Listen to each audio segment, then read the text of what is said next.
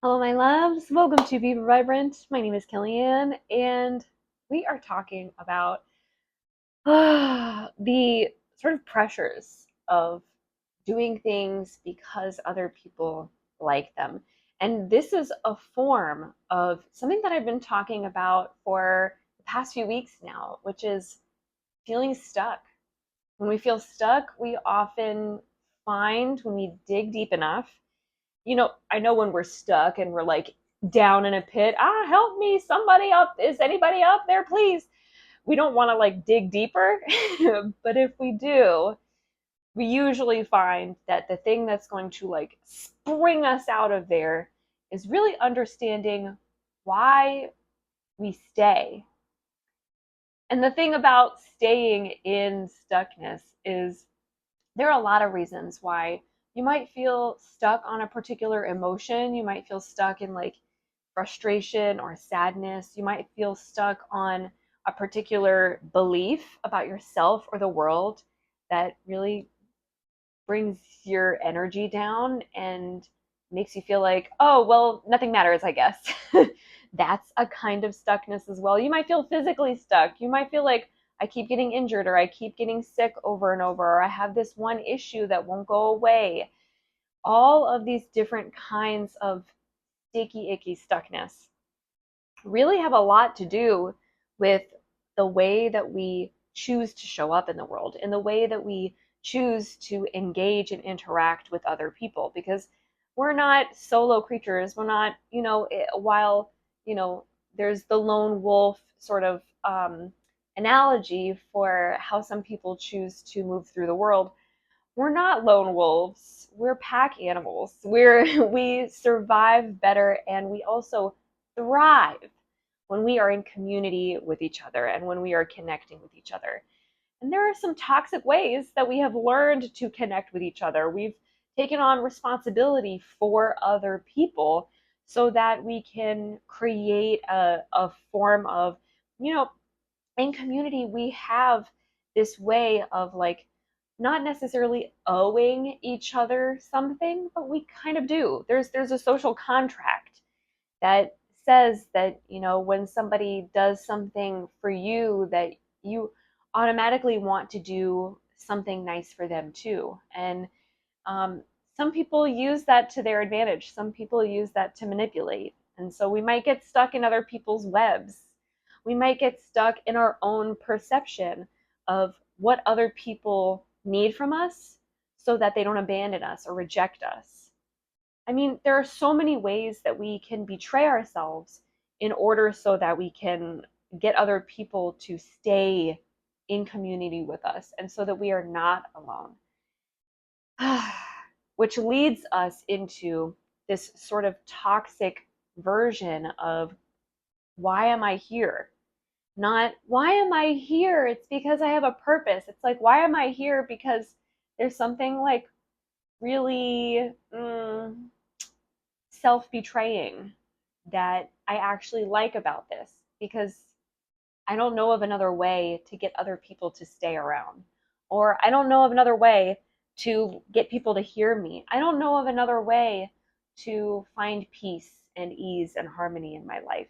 You might think that staying stuck with an abusive partner in a relationship where your family feels that toxicity, and not leaving, you might feel that that's like the way to stay in a version of peace and harmony that you know and that you understand. We'll often choose the devil that we know instead of the devil that we don't. And that aspect of human nature, of being afraid of what is unknown and being afraid to encounter the chaos of change, really keeps us telling ourselves that the version of stuckness that we're in is actually fine, is actually okay, is actually the only way. We really start to convince ourselves that the only way for us to uh, continue to be loved in the ways that we are, in that sort of bare minimum kind of way, or in that like real thirsty, starving kind of way, we often lie to ourselves. and self-betray so that we can continue on our path without deviation, without even considering what our lives would look like if we woke up and we chose violence. If we woke up and we chose change and transformation and a different choice and a way out. I want to really focus in this video on that looking for a way out being something that becomes harder to do when we actually like where we're at. And if you've seen the Getting Unstuck series that I just did here on YouTube, and there's a playlist up now, if you want to go check that out, you'll notice that in there were a couple of mentions of why do I like being here? What do I like about being stuck here? Now, I'm going to leave that in those videos. You can go and watch those if you want to hear me get into those, and also give resources for getting unstuck that helps to counterbalance that that version of ourselves that kind of enjoys on some level enjoys that version of ourselves that is stuck. But I want to kind of show the mirror aspect of that, which is not like, why do I like this version of my stuckness? Why do I like this stuck version of me? What do I like about being stuck in this particular stickiness? The other side of that is, what do other people like about me being this way? What do other people get out of me choosing to stay stuck here? Because, like I said, relationships are based in this communal need for togetherness. And some of us manipulate and abuse that need and abuse that very human desire to be a part of something that's greater than yourself, and also not be lonely. When we are able to ask ourselves the question, what are other people getting out of me being stuck? We can find some very illuminating answers, some very clarifying answers that help us to see more clearly, take off the rose tinted glasses or even the gray tinted glasses, and be able to approach our situation and our stuckness with some humility. I think it's very humbling to go, why does my mom like me to stay stuck in this feeling of being misunderstood?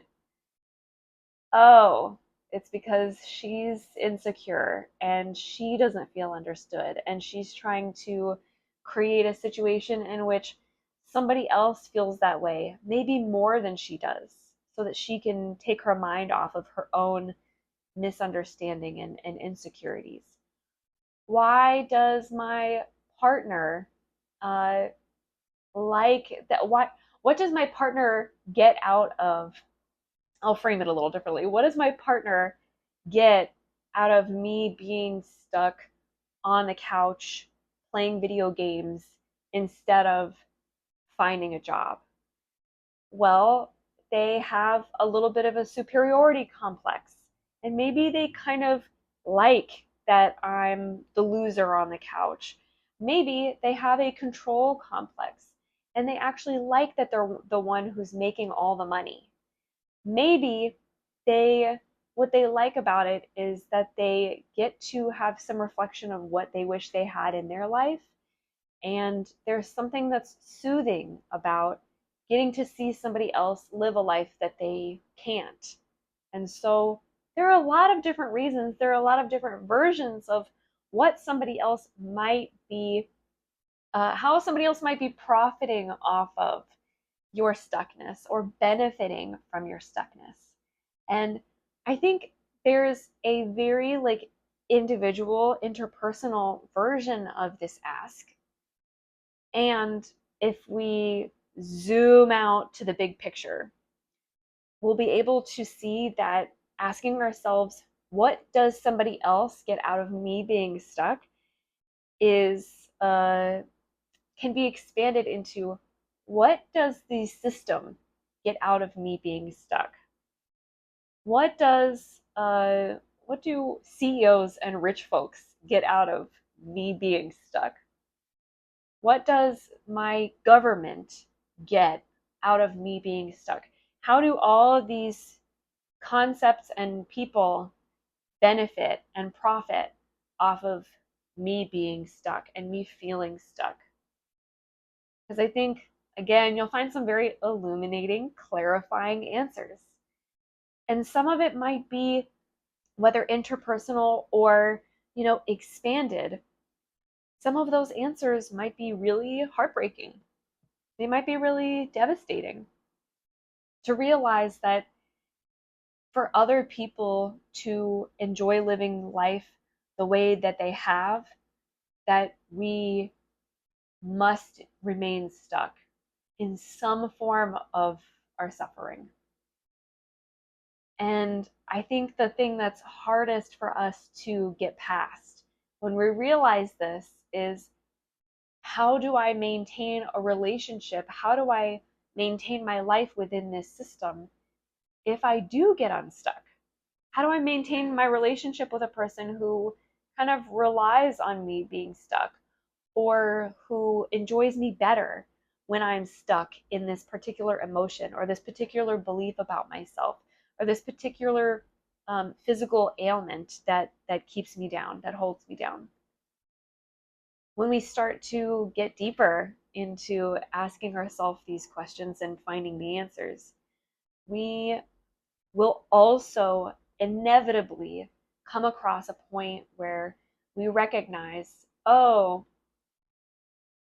maybe that's why they're not helping me to get unstuck, and they're not the right person, or it's not the right system for me to face my unstuckness with.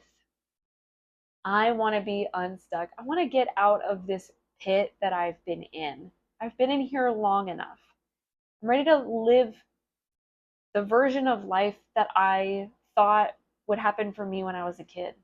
I'm ready to live the version of my life that I kind of see in my dreams, or that I can't even imagine, because my everything is so foggy and so clogged up, and I feel so lost in other people's shit and like the people pleasing that I've been doing, so that I can stay stuck in this pattern that benefits everybody but me.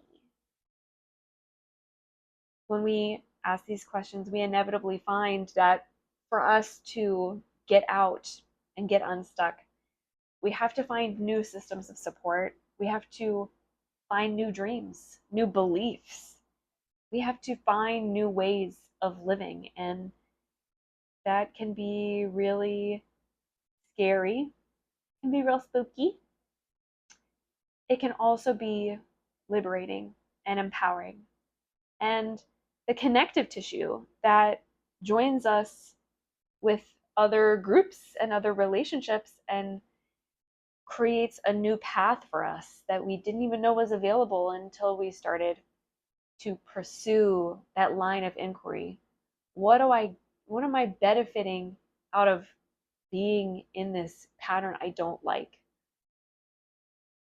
It helps us to re-navigate toward patterns that we do like, and a path that feels more right for us. Even if we don't know what that is now, you don't have to know what's right for you now.